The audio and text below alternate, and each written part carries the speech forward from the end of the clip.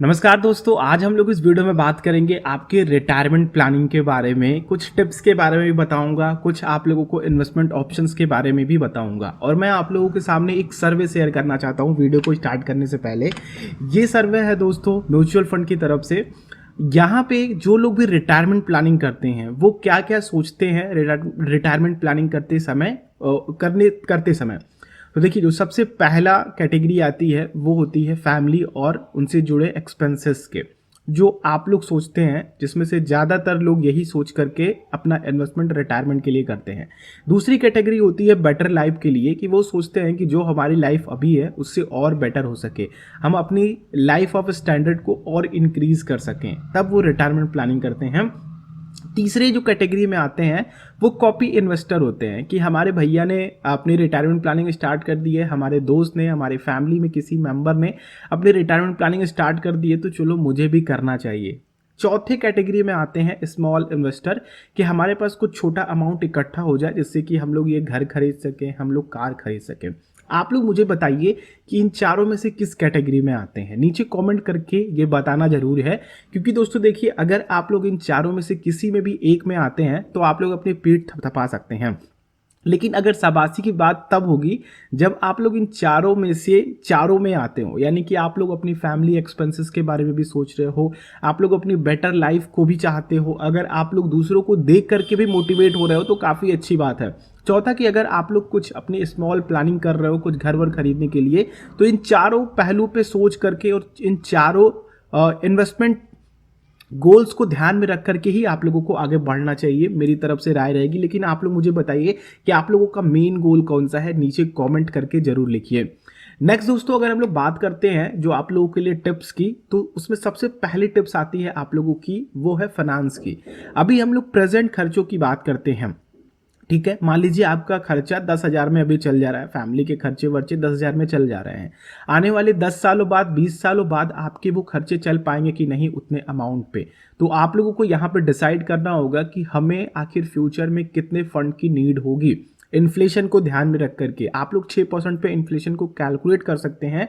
अगर 6% के हिसाब से देखते हैं तो लगभग आप लोगों का 11 साल में, जो आप लोगों का 10,000 रुपये अभी अमाउंट खर्चा हो रहा है, 11 साल बाद आप लोगों को 20,000 रुपये सेम खर्चों पे लगने वाले हैं।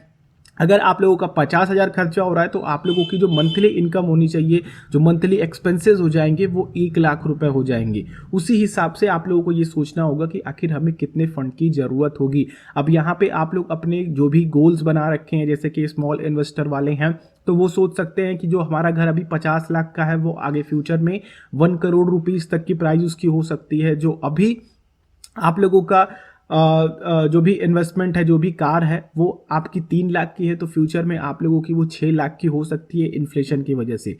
तो आप लोगों को ये जरूर ध्यान रखना है कि आखिर आप लोगों को कितने फंड की जरूरत पड़ेगी, कितने रिटायरमेंट पे आप लोगों को मंथली पेंशन चाहिए, ठीक है। क्योंकि रेगुलर इनकम हमें काफ़ी ज़रूरी होता है, क्योंकि हमारे इनकम सोर्स हैं वो कम हो जाते हैं, चाहे आप लोग जॉब प्रोफाइल से हो या फिर अगर आप लोग सेल्फ एम्प्लॉयड, तो इनकम सोर्स कहीं ना कहीं कम हो जाते हैं। इसलिए हमें रिटायरमेंट प्लानिंग पे बहुत ध्यान देना चाहिए इस पहले पहलू पे।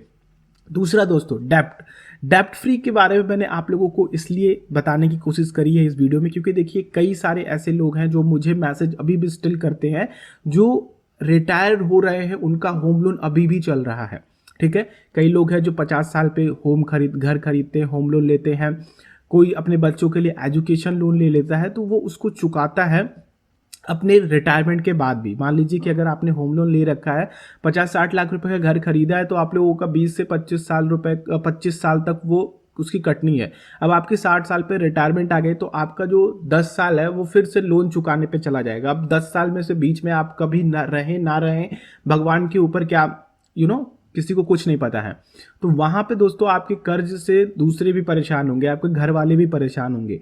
तो कोशिश कीजिए कि जब भी आप लोग रिटायरमेंट के पास हो तो होम लोन टाइप की चीज़ें मत करें। आप अपने बच्चों पे उसे ट्रांसफ़र कर दें, ठीक है, अपने बच्चों के ऊपर ही उसको ले।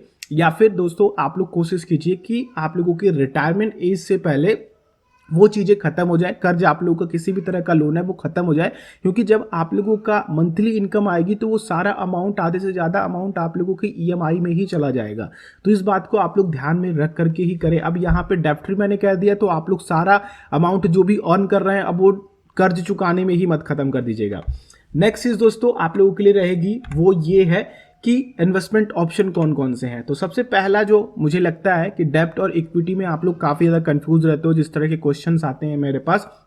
तो डेब्ट और इक्विटी की बात करते हैं दोस्तों, तो अगर आप लोग डेब्ट में इन्वेस्टमेंट बनाते हो तो वो ज़्यादा सिक्योर रहेगा एज कंपेयर टू इक्विटी, क्योंकि दोस्तों अगर आप लोगों ने महामारी को भी देखा जो कोरोना वायरस की वजह से था, तो डेब्ट ने काफ़ी अच्छा परफॉर्मेंस दिया एज कंपेयर टू इक्विटी। तो अगर आप लोग अपना इन्वेस्टमेंट डेब्ट से शुरुआत करते हो तो फ्यूचर में आप लोगों को एक डिसेंट रिटर्न मिलेगा जो कि 8 से 9% के बीच में आप लोग उम्मीद कर सकते हो।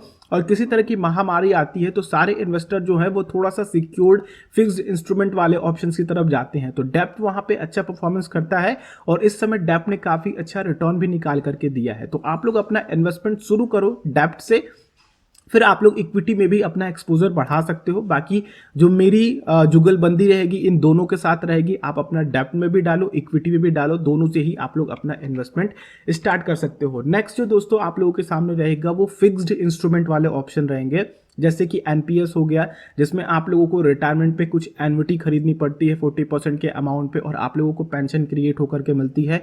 उसी तरह से आप लोग कई सारी इंश्योरेंस कंपनीज हैं जैसे कि एलआईसी हो गई और इस तरह की कई सारी कंपनीज हैं जो आप लोगों को एक बार के इन्वेस्टमेंट पे आप लोगों को जीवन भर रिटर्न देती रहती हैं मंथली पेंशन के रूप में। एन्युटी प्लान्स कई सारे हैं, आप लोग उनको भी देख सकते हो। ये काफ़ी बेस्ट ऑप्शन होते हैं अगर आप लोग रिटायरमेंट एज के बिल्कुल करीब हो।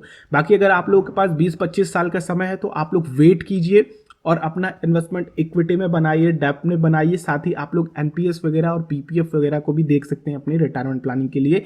आप लोग चैनल पर जाकर के विजिट कीजिए, वहाँ मैंने काफ़ी डिटेल में इस टॉपिक पे बात करी है कि पीपीएफ से आप लोग किस तरह से लाखों रुपए की पेंशन इकट्ठा कर सकते हैं। ठीक है, तो उसको आप लोग जाकर के जरूर देखिएगा। मैं हो सकेगा तो नीचे डाल दूंगा या फिर यहाँ पे आई बटन पे भी आप लोग उसको चेक कर सकते हैं।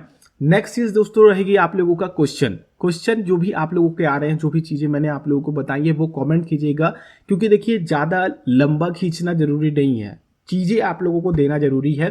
तो देखिए जो मैंने आप लोगों को बताया कि आप लोग कभी भी रिटायरमेंट प्लानिंग करें तो अपने एक्सपेंसेस को देख लें, अपने गोल्स को देख लें। जो अभी प्रेजेंट है वो फ्यूचर में बदल जाने वाला है, उन पैसों की रिक्वायरमेंट बदल जाने वाली है। अपने कर्ज को छोड़ दें, ठीक है, बिल्कुल से उससे मुक्ति पा लें आप लोग। नेक्स्ट चीज आप लोगों के लिए इक्विटी और डेब्ट का मैंने सजेशन दिया। फिर मैंने आप लोगों को बताया कि एनपीएस जैसे ऑप्शंस में भी आप लोग अपना इन्वेस्टमेंट कीजिए और एनपीएस ने तो बहुत अच्छा परफॉर्मेंस दिया है, लोगों को 9% तक का रिटर्न अभी देखने को मिल रहा है उनके पोर्टफोलियो में एनपीएस से।